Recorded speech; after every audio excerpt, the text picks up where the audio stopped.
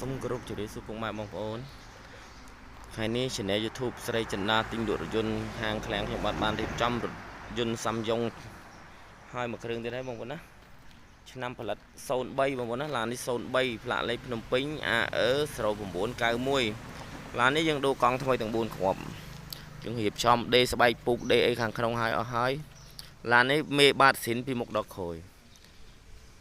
កង់ថ្មី4គ្រាប់បងប្អូនណាកង់ថ្មី4គ្រាប់យើងមើលមកជុំយើងតុបតែងហើយបងប្អូនយកទៅចាក់ប្រេងប្រើតែម្ដងសម្រាប់ពុកម៉ែបងប្អូនដែលមានបំណងចង់ទិញរថយន្តសាំយ៉ុងទៅប្រកបអាជីវកម្ម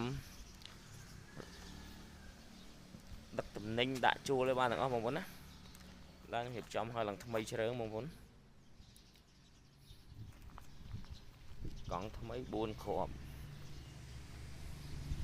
បងប្អូនចង់ទិញលុយសុទ្ធក៏បានចង់វាយដូរក៏បានចង់បង់រំលោះក៏បានដែរតាមពុកម៉ែបងប្អូនចង់បានរំលោះបានគ្រប់20គ្រប់ខេត្តក្រុងហ្នឹងណាគ្រប់ខេត្តក្រុង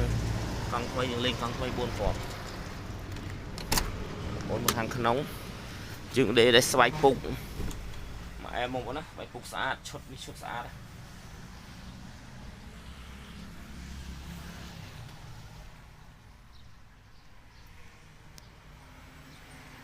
លប៉ុងសេនមកមុនណា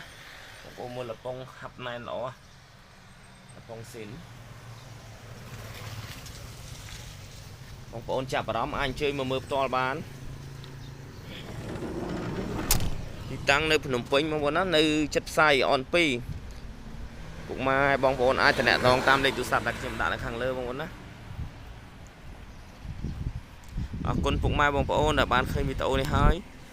សូមមេត្តាជួយចុច Subscribe ហើយចុចលើរូបបណ្ដឹងផងដើម្បីទទួលព័ត៌មានថ្មីៗពី Channel YouTube ស្រីចិន្តាទិញលក់រថយន្តអរគុណ